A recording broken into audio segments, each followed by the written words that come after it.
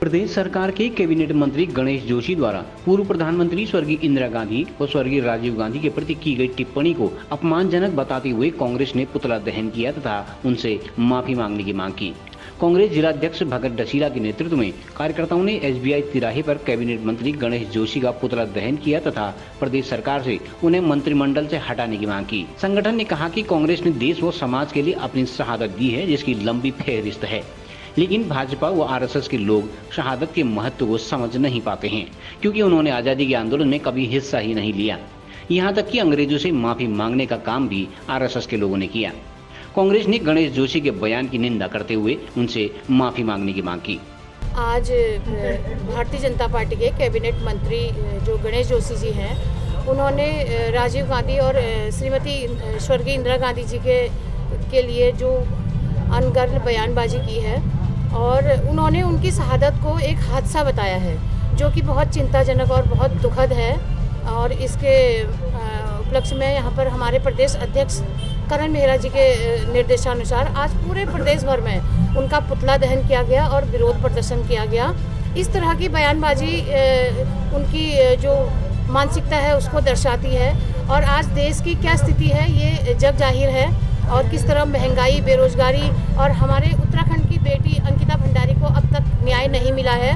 कानून व्यवस्था भी बिल्कुल इनकी जो राज है उनमें बिल्कुल विफल नज़र आ रही है और अपनी विफलताओं को छुपाने के लिए बार बार कभी प्रियंका गांधी पर, कभी राहुल गांधी पर इस तरह की बयानबाजी कर रहे हैं। और राहुल गांधी जी ने जो भारत जोड़ो यात्रा की है 3500 किलोमीटर की, उसको जो उसकी सफलता है उसको देख के भारतीय जनता पार्टी पगला गई है। जिस प्रकार मंत्री गणेश जोशी ने गांधी परिवार की जो टिप्पणी की है वो घोर निंदनीय है। कांग्रेस की भर्त्सना निंदा करती है।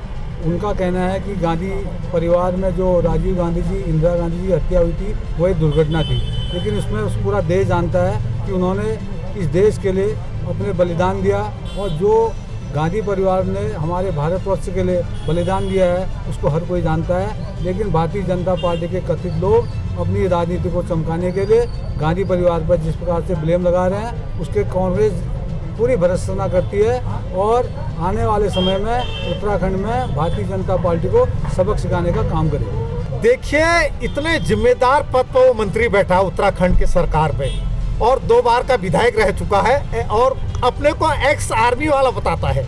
आज वो कह रहा है कि इंदिरा गांधी की जो हमारी जो शहीद हुई, जो देश के लिए हुई, राजीव गांधी ने जो बलिदान दिया वो कोई शहीद नहीं हो कह रहे हैं। ऐसे मानसिकता के लोग जब इस देश में, इस प्रदेश में राजनीति करने ला जाएंगे, सत्ता में बैठ जाएंगे, तो इस देश का क्या हाल होगा, इस प्रदेश का क्या हाल होगा, यह एक सोचनीय विषय है। हमारे आने वाली पीढ़ी के लिए भी एक सोचनीय विषय है। ये इतिहास को बदलना चाहते हैं। यह जो हमारे पूर्वजों ने इतिहास लिखा है, जो हकीकत है उसको बदलना चाहते हैं, क्योंकि ये तो गॉडसे की औलाद है ना। इनको गॉडसे प्यारा है, महात्मा गांधी प्यारे नहीं है। तो इन गॉडसे के औलादों के लिए हम जितनी घोर निंदा कर सकते हो उससे वो निंदा कम नहीं है। एक जिम्मेदार पद पर, एक कैबिनेट मिनिस्टर के पद पर हमारे माननीय गणेश जोशी जी हैं। उनके द्वारा स्वर्गीय इंदिरा गांधी जी, स्वर्गीय राजीव गांधी जी के लिए जो आपत्तिजनक टिप्पणी की गई कि उन्होंने कहा कि ये शहीद नहीं है, ये एक हादसा है। अगर वो इस तरीके से लोगों को हादसा बताएंगे और इस तरीके से ये लोग ऐसी अनलगढ़ बयानबाजी कर रहे हैं, कांग्रेस की पृष्ठभूमि एक बलिदानों की पृष्ठभूमि रही है सदा से ही।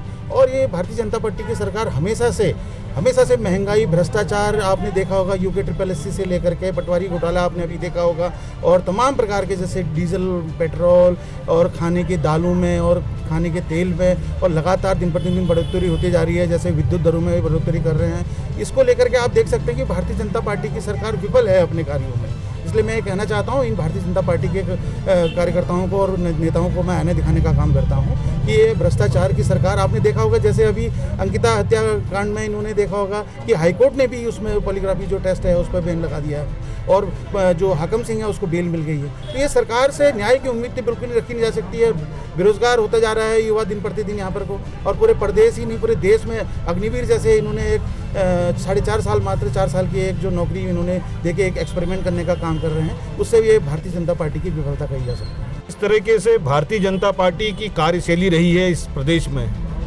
ये बयानबाजी कर गणेश जोशी जी ने पटवारी भर्ती लीक के मामले से ध्यान भटकाने का प्रयास किया है, जोशीमठ की आपदा से ध्यान भटकाने का प्रयास किया है, और जिस तरीके से अंकिता भंडारी मर्डर केस पे आज पुलकित को नार्को टेस्ट से भी बेल मिल गई है, इस तरीके से हाकम सिंह को बेल मिल गई है, तो इन मुद्दों से क्षेत्र की जनता का ध्यान भटकाने के लिए इस तरह की अनर्गल बयानबाजी सूझबूझकर रणनीति के तहत भारतीय जनता पार्टी के बड़े मंत्री और कैबिनेट मंत्री करने का काम कर रहे हैं। जिस परिवार ने 13.5 साल रह के जेल के अंदर रहकर इस देश के लिए, अपनी आज़ादी के लिए अपना सर्वोच्च न्यौछावर कर दिया, 250 करोड़ की प्रॉपर्टी आनंद भवन जैसा विशालकाय भवन, जिस समय हम लोगों के पास, हमारे बुजुर्गों के पास रहने खाने के लिए कुछ नहीं होता था, उस समय विलायत में जाकर इनने वकालत करी है, चाहे महात्मा गांधी जी रहे, चाहे जवाहरलाल नेहरू जी रहे। तो ये एक सोची समझी साजिश के तहत, ताकि प्रदेश की जनता, प्रदेश के युवा रोजगार के लिए इनसे प्रश्न न कर सके, और जोशीमठ के लोग, आपदाग्रस्त लोग, आप माओवादी के तर्ज पर ये बयान देने का काम कर रहे हैं, लेकिन आपदा के लिए कुछ भी इनके प्रयास अभी तक नहीं रहे। और जबकि अनेक तरीके के हमारे बेरोजगार भाई हैं, हमारे आपदा से ग्रस्त लोग हैं, तमाम पेपर लीक घोटाले, भर्ती घोटाले, सब चीज़ में संलिप्तता भारतीय जनता पार्टी के लोगों की है। तो कहीं ना कहीं लोगों का ध्यान भटकाने के लिए अनर्गल बयानबाजियां की जा रही हैं। CCN न्यूज के लिए ब्यूरो रिपोर्ट बागेश्वर।